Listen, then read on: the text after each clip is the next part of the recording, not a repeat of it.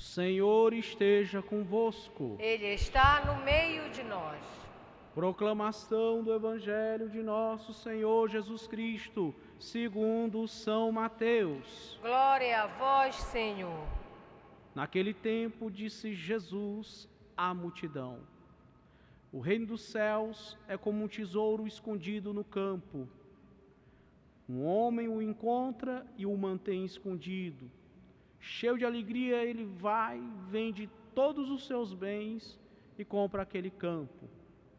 O reino dos céus também é como um comprador que procura pérolas preciosas.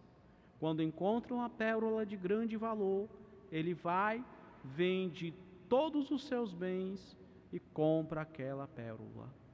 Palavra da salvação. Glória a vós, Senhor. Caríssimos irmãos, caríssimas irmãs, antes de tudo, o nosso boas-vindas a todos e a cada um de vós que se encontram aqui na Basílica Santuário de Nossa Senhora de Nazaré, aos irmãos e às irmãs que nos acompanham pela rede Nazaré de televisão e pela rádio web Basílica de Nazaré. Você que está no carro, você que está no escritório, você que nos acompanha pelo computador, pela internet, sinta-se acolhido aqui na casa da Mãe de Misericórdia. Caríssimos irmãos, caríssimas irmãs, hoje a igreja festeja uma grande discípula e missionária de Nosso Senhor Jesus Cristo, Santa Rosa de Lima. Mas nós já vamos chegar em Rosa. Nós ouvimos na primeira leitura de hoje, Paulo nos dizer que se nós devemos buscar alguma glória, não busquemos em nós mesmos, mas no Senhor. Pois será Ele que nos glorificará e não nós mesmos que nos glorificaremos. Então, se nós somos bons discípulos, discípulos atentos e missionários proativos na obra do Senhor, Ele nos dará a devida recompensa, Ele nos reconhecerá. Não se preocupe que o Senhor não nos deixará sem a nossa parte. E o Salmo convida os jovens e as moças a louvar a Deus não só com as palavras, mas com os atos, com a sua vida. Hoje muitos têm medo de atender ao chamado do Senhor. Quantos rapazes e quantas moças têm medo de abraçar o sacramento do matrimônio? Com medo de não terem as virtudes necessárias para manter os votos matrimoniais? Ou de não poder dar conta das responsabilidades que o matrimônio impõe, e aí apelam para aquilo que não é casamento. Não, a gente se junta, se der certo, separa. Quer dizer, uma coisa sem compromisso, uma coisa que não é o que os cariocas chamam de namorido. Passou de namorado, mas não chegou a marido. Quer dizer, que situação é essa que este rapaz e esta moça vivem? É um não comprometer-se, é um não assumir responsabilidade. E tornar-se adulto significa assumir responsabilidade. E Jesus procura aqueles que queiram assumir a cruz. A cruz. Sim, a missão. A missão de ser esposo, de ser esposa, a missão de ser marido, de ser mulher, de ser pais. Pais. Quantas pessoas estão se casando, não querendo ter filhos? O que, aliás, é um motivo de nulidade, viu? Quem casa na igreja e tem no seu coração a intenção de não ter filhos, já sabe logo. Este matrimônio é nulo. Não pode ser assim, é uma exigência. Mesmo que você não possa ou não queira, não possa gerar, mas você pode adotar. Então, a perspectiva de ser pai, de ser mãe. Ah, padre, mas o filho gasta muito. Olha, é mais fácil criar 10 filhos do que um. Que as crianças não precisam de tudo. As crianças precisam de amor, de fé, de alimento, de educação, de abrigo. Não há nenhum problema 4, 5 irmãos dividirem um quarto. Ah, mas eu queria dar um quarto completo para cada um, com banheiro. Não há necessidade disso. Quantos de nós viemos de famílias numerosas e não morremos por ter que dividir o quarto ou o banheiro com o irmão ou com a irmã, ou com irmãos ou irmãs? Então, jovens, escutem o apelo do Senhor. A mesma coisa vale para a vida consagrada, a vida religiosa e a vida sacerdotal. Quantos são chamados, quantos rapazes são chamados ao sacerdócio e à vida religiosa, mas, Senhor, eu sou muito jovem, ou eu não tenho as virtudes necessárias, ou o mundo me encanta. Escute o chamado do Senhor, não tenha medo. Você, rapaz, que está me ouvindo aí em casa, você que já está com 14, com 15 anos, com 16, com 17, com 20, quem sabe até um pouco mais, com 20, 24. Escute o chamado do Senhor, venha ver o que o Senhor tem para você. A igreja precisa de homens que estejam dispostos a assumir a vocação religiosa sacerdotal. A mesma coisa vós, moças. Vós também sois chamadas a vos consagrar a Cristo, a consagrar a vossa vida, dedicar a vossa vida a Jesus em prol da salvação da humanidade.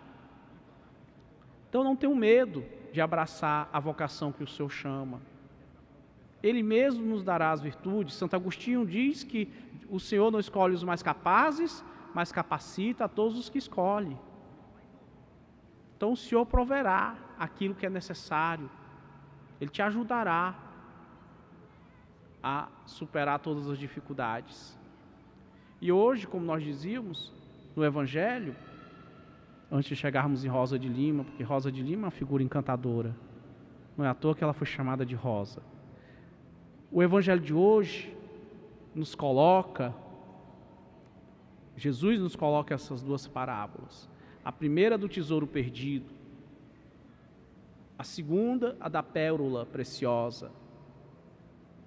As duas têm o mesmo ensinamento, qual seja, o reino de Deus está acima de tudo.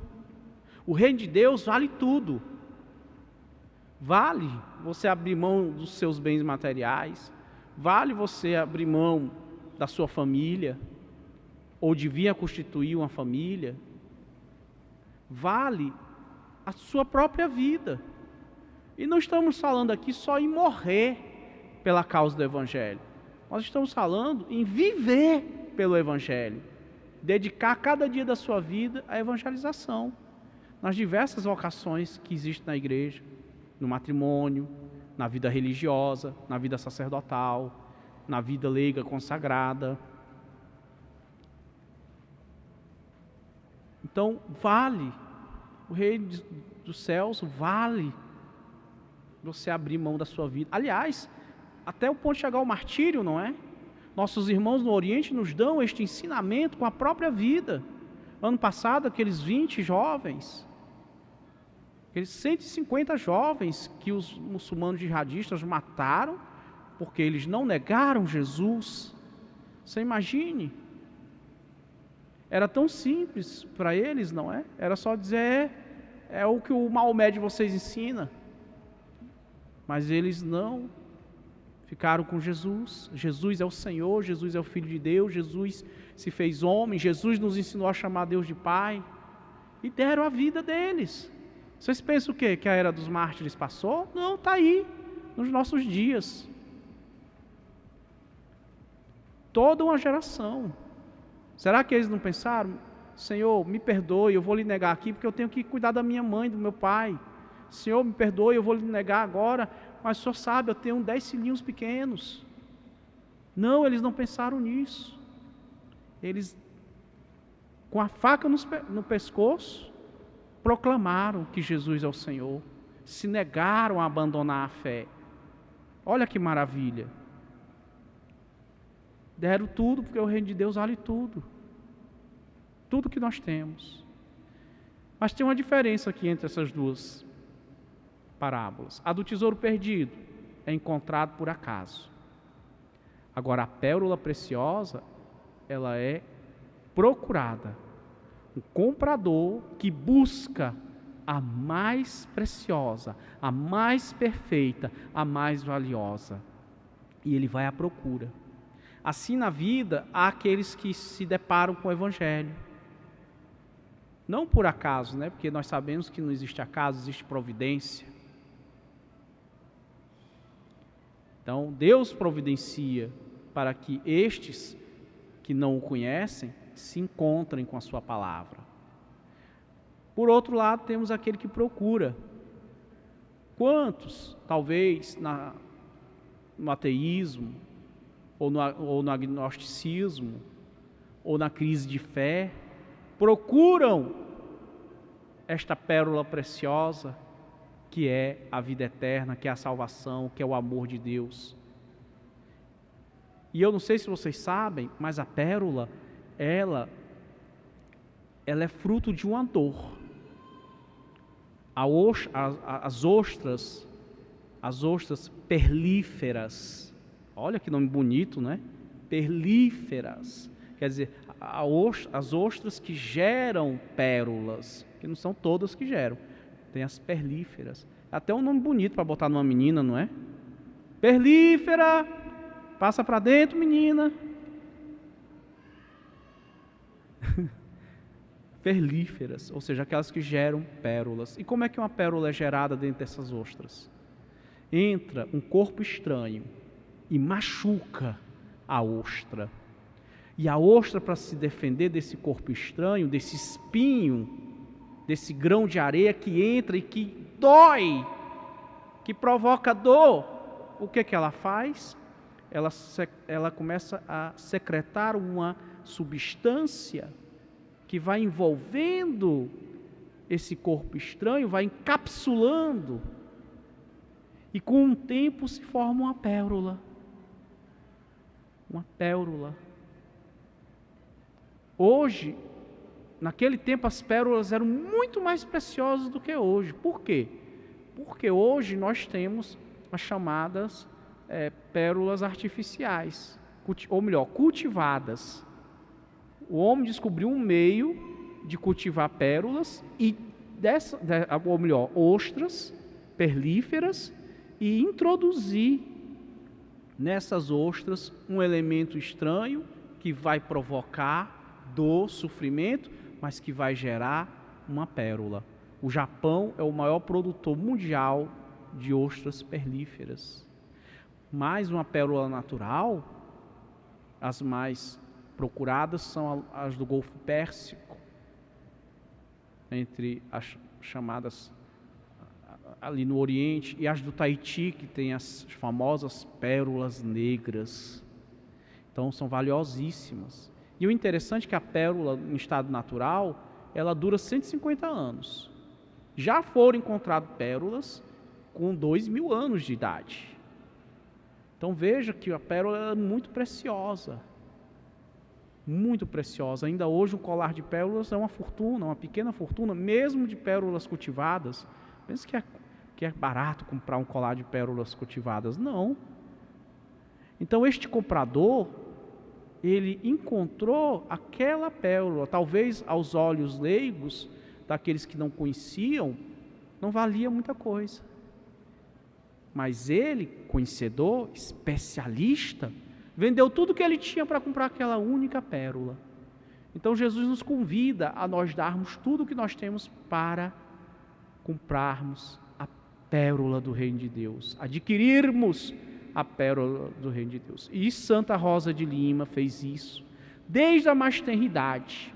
Ela, criancinha, nasceu lá em Lima, filha de pais espanhóis. E isto, olha só, Santa Rosa de Lima tem a sua imagem aqui à esquerda do altar do presbitério aqui da Basílica. Então Santa Rosa de Lima, ela era uma criança lindíssima, e a sua ama indígena a apelidou de Rosa, e o nome pegou. E ela mesmo adotou depois como seu nome Rosa, Rosa de Santa Maria. E Rosa de Lima, que nasceu numa família rica, vai passar pela desdita de ver o seu pai falir, arruinar. E ela, mocinha, você acha que ela entrou em desespero? Não. Ela arregaçou as mangas, foi à luta, foi trabalhar na lavoura, depois foi ser empregada doméstica. E não vivia triste e infeliz, não. Pelo contrário. Se tornou uma grande evangelizadora, praticava penitência, oração constante e mais, ajudava e socorria os pobres, cuidava dos índios, dos escravos negros lá no Peru. E por quê? Porque ela via nos mais necessitados o próprio Cristo sofredor, e a ele ela acorria, e ela dedicou a sua vida ao Evangelho, a Jesus na pessoa do próximo.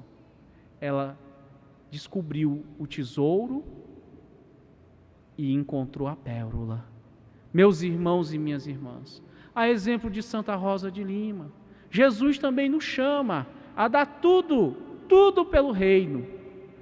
Nossos bens materiais, nossa vida familiar, até mesmo a nossa vida física. Assim fez Rosa, assim façamos nós.